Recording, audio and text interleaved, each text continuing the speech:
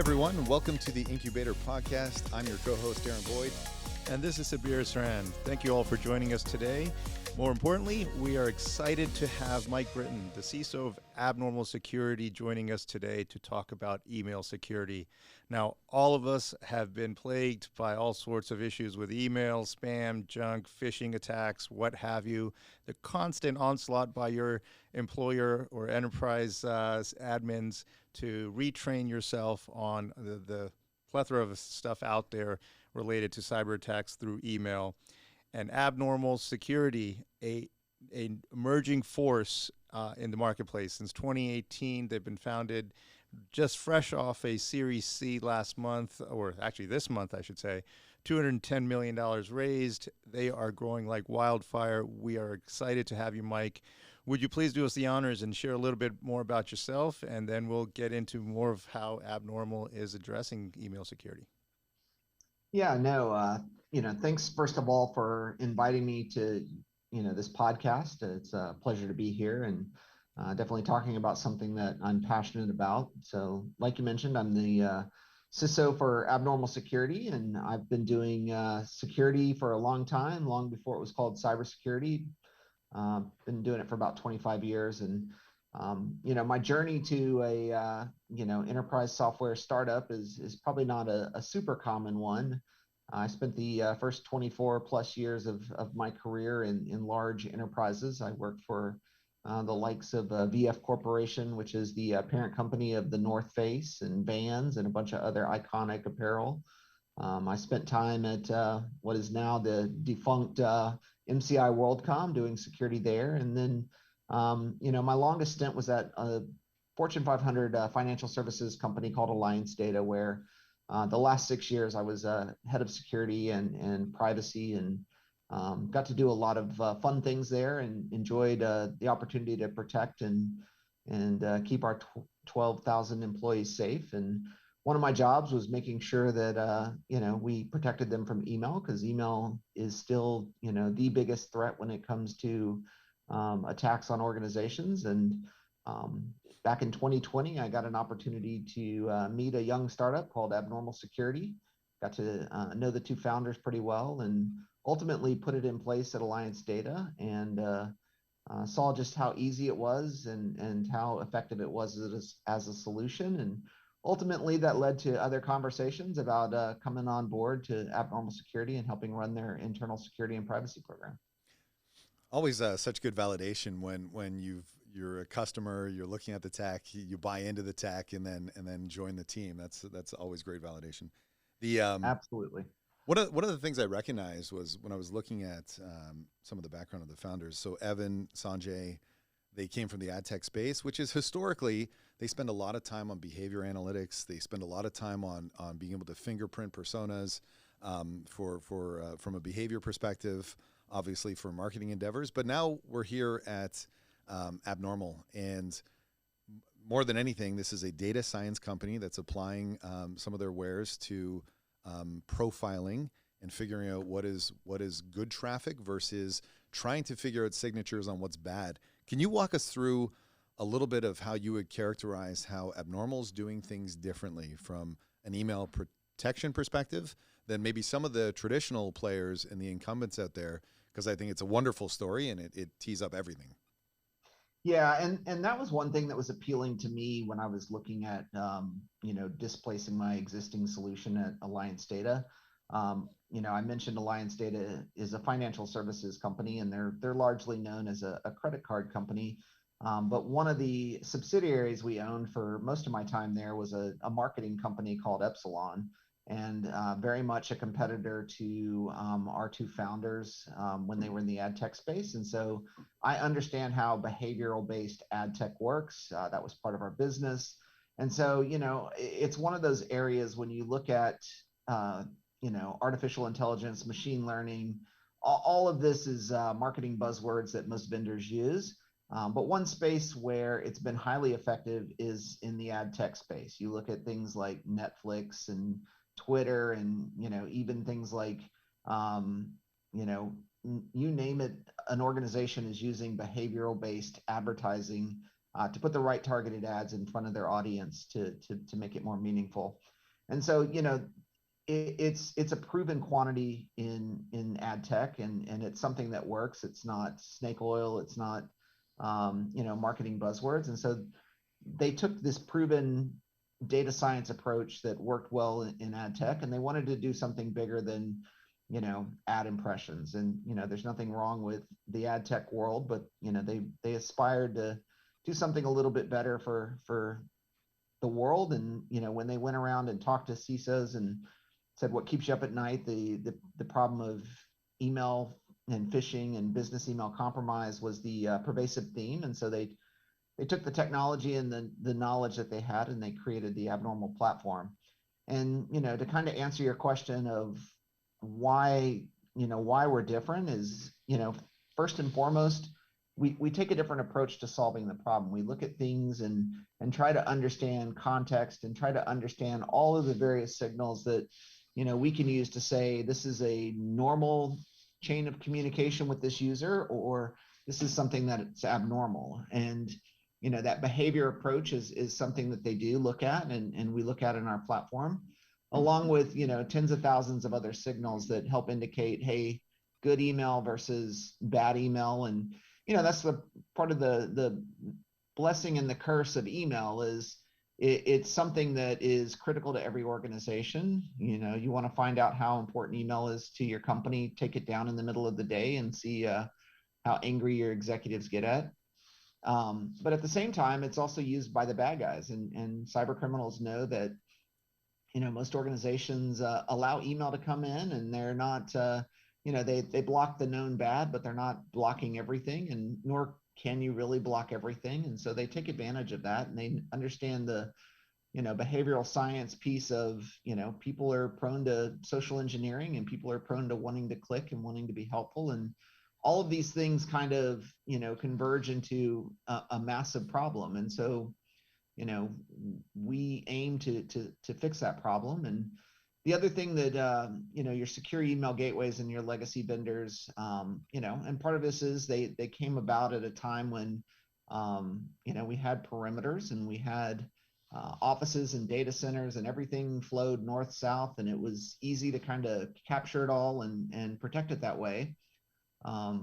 We do it through the API. So if you're a Google Workspace or Microsoft Office 365, we connect straight into their provided APIs, and we're able to interrogate emails in memory and make a decision right there on the fly. And if it's an abnormal email and it's not a good email, we stop it from getting to the user's inbox. And if it's good, we let it on through. Can I, for one sec? So if you could, can you talk to us a little bit about BEC? Because it's been a while since I've been in IT, but I do remember we make all sorts of concessions for VIPs, like all sorts of concessions. You can use your personal email. Oftentimes, you can use whatever device you wanted, even back before you had a little bit more choice or BYOD. And so having an email that's combining social engineering with some title behind it is a little more compelling for the average person to action on. And like you said, people are just trying to be decent and trying to be helpful. And so can you tell the audience a little bit about what BEC is? Where does social engineering fit into this? And why are these so difficult to stop? Yeah, I mean, first and foremost, business email compromise is kind of a catch-all for a lot of things when it comes to email attacks. Phishing is a component of that. Phishing is typically how it starts, and the business email compromise is what ends up happening when the victim replies and starts engaging. You also have something called vendor email compromise, where most of us deal with hundreds, if not thousands, of suppliers and vendors, and maybe even partners and customers, where you're only as good as the weakest link. And if I have a vendor that gets compromised, and a bad guy is logging in and looking through the sent folder and seeing that they engage with me on a regular basis, and turns around and crafts an email out of that compromised account and sends it to me, all those warning flags, all those things that we tell users to be on the lookout, those all go out the window because it's a legitimate email. The only difference is the person behind the keyboard is not the right person. And so, business email compromise and why it's such a pervasive problem and why you see it on the FBI's IC3 stats that they put out every year as the top threat, not only from a volume, but from a direct loss to organizations, is because there's a level of credibility. There's an implicit trust. Hey, I'm trying to be helpful. This is my CEO, or this is an executive, or it's not even just the CEO and executives. It could be a manager. It could be someone else within the organization. I think that was the other thing that was eye-opening to me when we started looking back at things and gaining that level of visibility. Oftentimes it is the CEO because they're a public figure, but it could be a line manager somewhere else in the organization. It could be the finance manager. It could be a payroll clerk. It just takes that level of, I'm pretending to be someone to get you to do something, and I just have to have enough of a level of credibility for you to start taking action. And they often start out as very benign. It's in a text email. There's no link, there's no attachment, there's no payload. I just want you to engage. I want you to reply. I want you to say, hey, I'm here. How can I help you? That's that first level of building rapport and building trust. And then I'm going to ask you a few more questions. And ultimately, I'm going to ask for that payload, whether it's I want some level of sensitive information that I can then turn around and attack a third victim, or I want you to process a fake invoice, or whatever it may be. There's a financial gain of some sort that they're going to eventually get you on once they've built up enough rapport. Thanks, Mike. I want to go back to something you mentioned earlier, which was, Abnormal's value proposition versus traditional approaches with secure gateways and everything like that, and the whole concept of sandboxing. So there, does Abnormal, with the behavioral technology, the, let's call it AI aspects that are differentiating or detecting the anomalous patterns in email, et cetera, across the certain statistics that you might have, how is that truly differentiating against what's currently done, right? Because some secure gateways and all of these do some sort of anomaly detection. So just trying to double click into that a little further for clarity. Yeah, when you look at it, it's a lot of different things. It's looking at characteristics like the user agent string from the user sending it, or where they're logging in from, or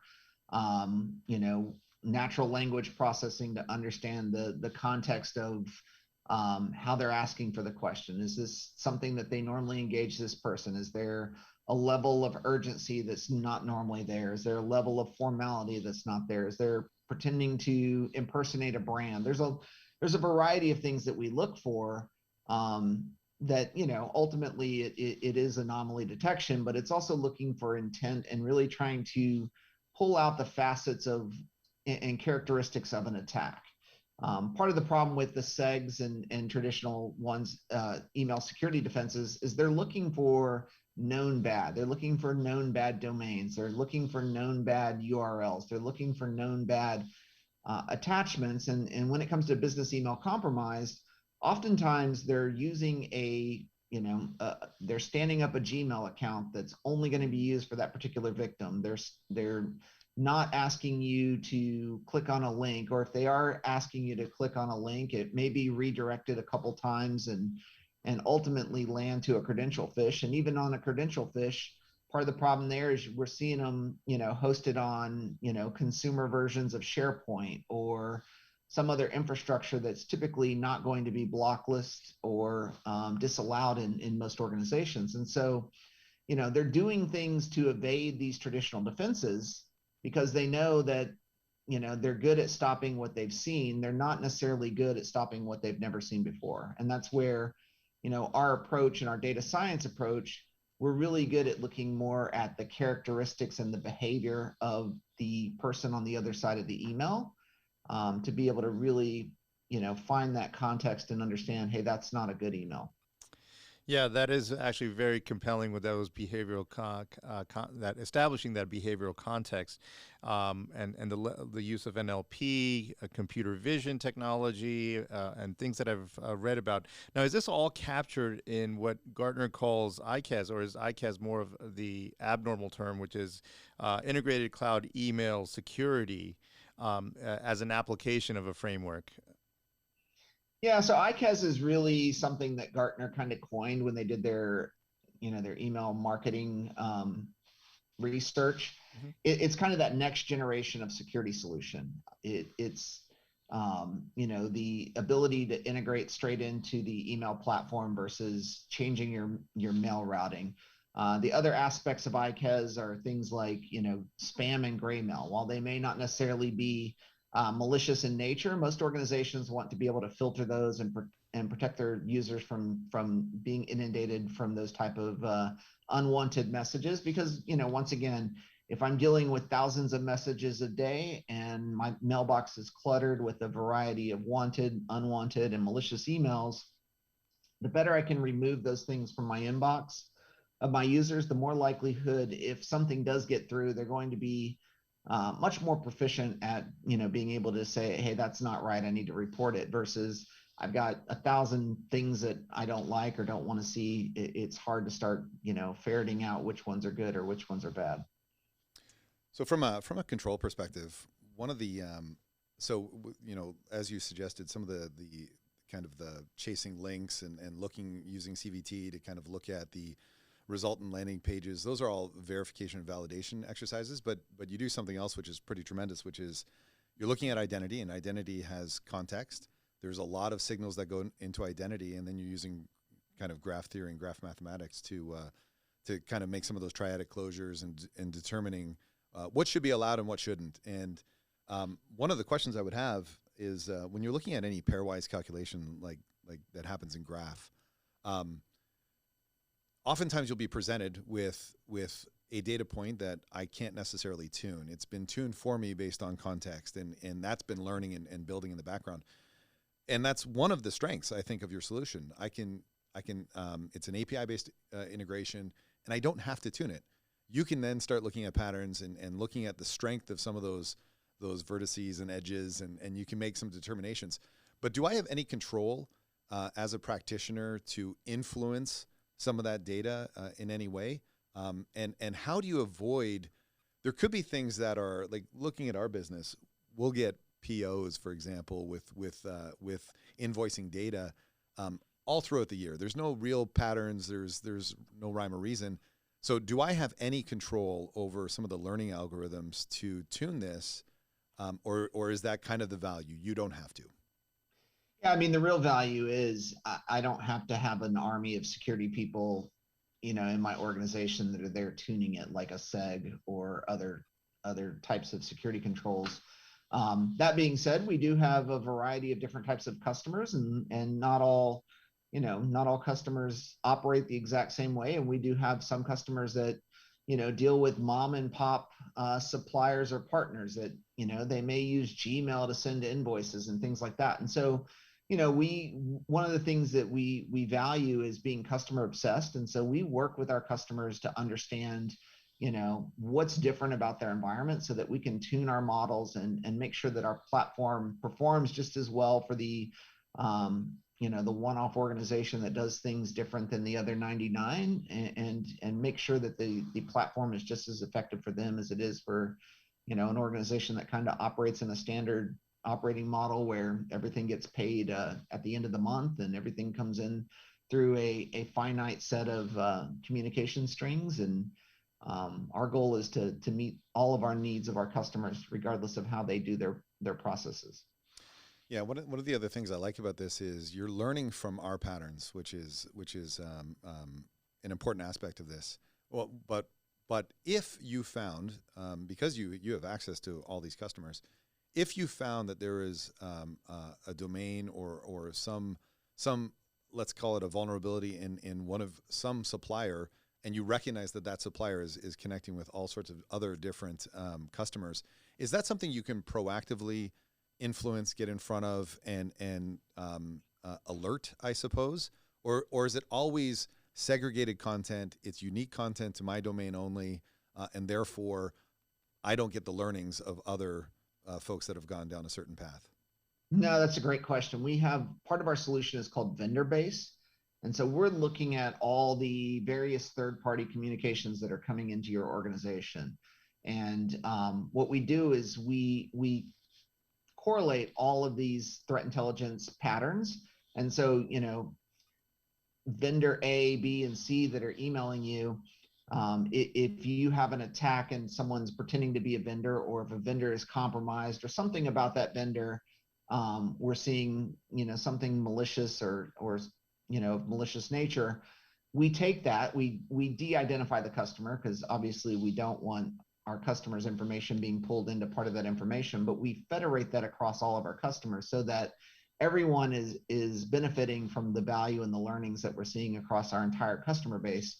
And with vendor base, I can go in and I can see, hey, vendor ABC Corp up here, they're a high risk because I have that same domain is emailing my users, and we've seen attacks in other organizations. We've seen a vendor compromise, or we've seen lookalike or spoof domains, and it gives you a risk-based view of what's happening in your environment with your users interacting with third parties, to kind of say, hey, these are your riskier vendors. Not necessarily that they're trying to attack you directly, but it just gives you as a security team, hey, I can reach out to these people within my environment and give them a heads up of, hey, these vendors that you're dealing with, we've seen some issues where, cyber criminals are pretending to be them, or cyber criminals have compromised their accounts.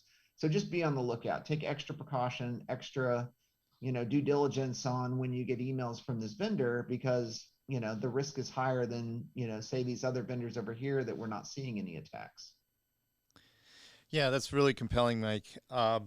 So just building out further in terms of, okay, so this is truly a problem that, CISOs need to solve for, organizations need to solve for, and end users are tired of doing their own training and are still getting, so to speak, compromised. So Abnormal comes into an environment. How is Abnormal rolled out in an existing environment today by most enterprises? What are some of the trade-offs, or kind of the path, the tuning path, the learning path before Abnormal, or one can shift off the current solution to Abnormal? Yeah, so I can speak, as a former customer as well here, because, this is one of the compelling aspects of Abnormal that made me a customer pretty quickly.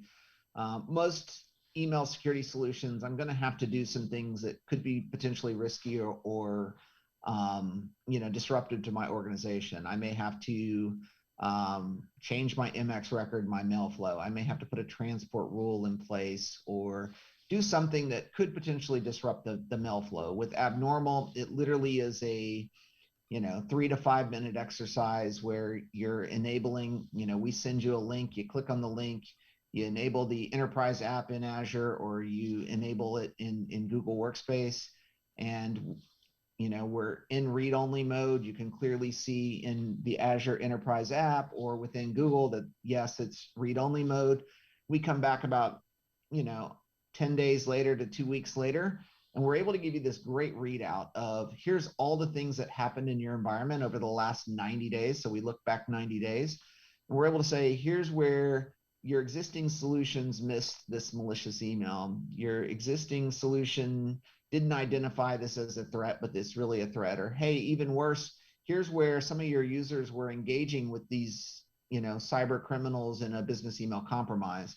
And usually showing, other security leaders and security teams these kind of things, it's a pretty compelling case. Hey, I've got problems that my existing solutions aren't fixing today. And, sometimes they knew about them because they already had to deal with the triage and the incident that happened. And sometimes it's things that are, new to them, and they go off scrambling to try to figure out, hey, we didn't realize we had this issue. And so the whole, what we call a risk assessment or a proof of value, it's very, very easy, very seamless. It doesn't require anything from your IT organization, doesn't impact your mail flow, doesn't impact email operations at all. You come back, you get a good, feel for the current state of your email security. And then if you decide, hey, I've got a problem and this is the right solution for me, moving into a block mode is the flip of a switch on the back end. There's no additional work really that the customer needs to do, and off you're rolling. When we put it in place, about a year and a half, 2 years ago, That was part of the concern from my security team. Hey, we're not trained on this. We don't know, what we need. We don't know what we don't know. And my, caution to them was just trust it. It's going to be okay. And sure enough, when we flipped into write mode, we didn't have a whole lot of false positives and things that we had to go interact with. We didn't have a bunch of things that we normally would have to do in a secure email gateway perspective. And so, it really was a very hands-off, kind of managed itself. We would go into the console and the portal and look and be amazed at all the things that it was blocking. Yeah, awesome. As a security practitioner, from their perspective, that's got to be a blessing because they're so time constrained as is. So to take on yet another interface is daunting, and so that's important. And I think you answered one of the other questions I was going to ask, which was when we're talking time to acceptance, like what are we really talking about? And I think you mentioned within 10 days, you can probably expect some high degree of certainty that you're now in a state where you can flip the switch, so to speak. But the other thing I like about this is you also, while your data science team and some of your ML functions are likely in a black box, you're exposing the information to the end user, and so at least a human can understand what values triggered what and why is this now considered a threatening email, which I think is really important. But I was hoping one of the things maybe you could answer is any anecdotal results on your degree of protection or what you, maybe relative to competitors, maybe relative to just somebody putting this in. What can they expect in terms of value once that kind of period is come and gone, where the system has kind of learned acceptable behavior? Yeah, and I'll kind of backtrack a little bit too, because you talked about how easy it is. And so, we see from our customers, it's one of these things of we see a variety of use cases for our product, and we're not so narrow that it's only going to work in one use case and not the other. So we do have situations where maybe a customer has a seg that they really like, or maybe it's difficult to replace, and they realize that there's gaps and they want to use Abnormal to augment and close those gaps. We work well in that situation. We also work well with organizations that use, Microsoft 365, and they've bought in on E5 and realized that E5 isn't necessarily giving them everything that they need to protect their users against. So, that's a great scenario where we come in. And then, with IKEZ, we do have situations where, a customer is ready to kick their seg to the curb, and they want to provide all the other things around gray mail and unwanted email that's not necessarily malicious, and so we can do it there. Obviously, that's a little bit more involved than the flip of a switch for the other stuff, but it's not significantly higher bar to achieve. And we have customers and large Fortune 500 customers that us being new, they wanted us as an augmentation. They saw and bought into how effective it is. And then, at that point, they're comfortable. Hey, we're ready to be down to one vendor when it comes to email security. So, they displaced their seg and fully onboarded with the IKEZ solution. I will say that there's no solution that's 100% as much as and as great as I think our solution is. There's no such thing as 100%. There are things that do tend to get by, but when you look at the efficacy of our solution compared to any of the other competitors out there, I would say, and this is from my own experience as a user and a customer, hands down, I think we're the most accurate when it comes to stopping true malicious emails. Yeah, I want to underscore one point, Mike. You just mentioned that where a lot of organizations may have bought off on E5 with Microsoft Office 365 solution. That, as I understand it, that Microsoft is really partnering with Abnormal in a meaningful way, which underscores the value proposition of the platform. Is there anything further you can elaborate about how that's helping some of your clients move things forward? Yeah, we're part of the Microsoft for Startups program, so we're part of their partner network. The great thing for large enterprises is if you have Azure commits that you need to use up and you're not full bore into Azure as a cloud platform, you can use your Azure credits to purchase Abnormal security on the Azure marketplace. We also co-sell with them, and so even if you use another VAR, you can still route that through the Microsoft partner network as well. And so it's a great partnership. It's not that Microsoft's product and their email security isn't good. It's that we help close that gap and get you to where you can rest at night and know that your users are protected. The good emails are getting through, the bad emails aren't.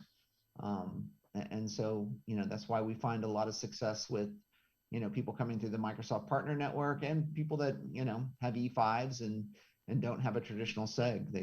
They still find that Abnormal is providing that extra security and comfort to keep them protected.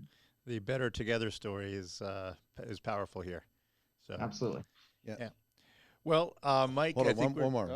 I got one more. This is just a let's opine for a moment. So Mike, we're seeing a lot of things like executive orders from Biden. There's a lot of accountability that people are asking for from a cybersecurity perspective. We're getting into more and more engagements, Sabir and I, around the consequences of that, including S-bombs and other things. When you look at, you're in this interesting vantage point. You're able to find patterns. You're able to find patterns across the enterprise. You're able to start showing where the supply chain may have vulnerabilities as well. Do you think that we are quickly, heading toward more accountability from that supply chain ecosystem, such that people are going to be held more responsible if you're a compromised vendor dealing with multiple enterprises potentially? Do you think that carries eventually a greater consequence than, hey, we're noticing that you are compromised and we're giving you a heads up, everything's great, we'll continue to do business? Do you think that starts to change over time with some of these new accountability expectations? Yeah, I think it should. And I think, what they're doing on the executive level, that's great.